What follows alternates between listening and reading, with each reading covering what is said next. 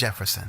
Right now, I want to take you on a little fun with learning as we talk about one of our founding fathers in the United States of America, Thomas Jefferson. Starting things off, Thomas Jefferson was born on April 13, 1743, in Albemarle County, Virginia, to his parents, Peter and Jane.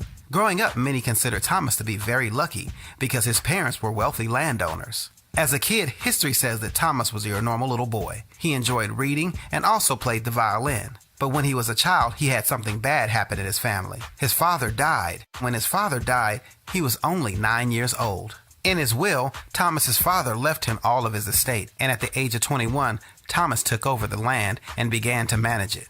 Now, after that, he did end up going to college and getting some education. That's where he studied law. This was because he wanted to become a lawyer, and after staying in school, Thomas did finally finish school and became a lawyer. Another job that Thomas Jefferson had was being a politician. Back in his day, he worked in the Virginia legislature. This was important in history because during that time, the American colonies were getting fed up with how they were being treated by the British. Working with other colonies, Thomas knew what he had to do to help break free from British rule. He had to work together with other American colonies to gain independence. That is where he was the main writer for the Declaration of Independence.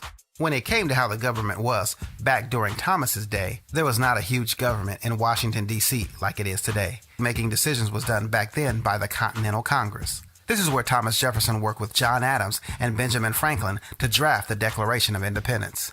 When they were done with the first draft, they brought it to the Continental Congress, who made a few changes, and then the greatest breakup letter in history was sent to the British, letting them know that the American colonies didn't want to be with them anymore. This began the Revolutionary War, and the American colonies eventually breaking free from British rule. Now, like I told you before, Thomas Jefferson was the President of the United States. Actually, he was the third president of the United States and became president on March 4th, 1801. Thomas Jefferson served as president from 1801 to 1809.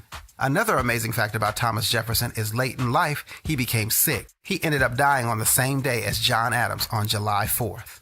If that isn't crazy, not only did he die on July 4th, but he also died on the 50th anniversary of the Declaration of Independence, July 4th, 1826. Now, looking back at the life and times of Thomas Jefferson, he lived a really cool life, helping America break free and become independent. So I hope you enjoyed having fun learning right here on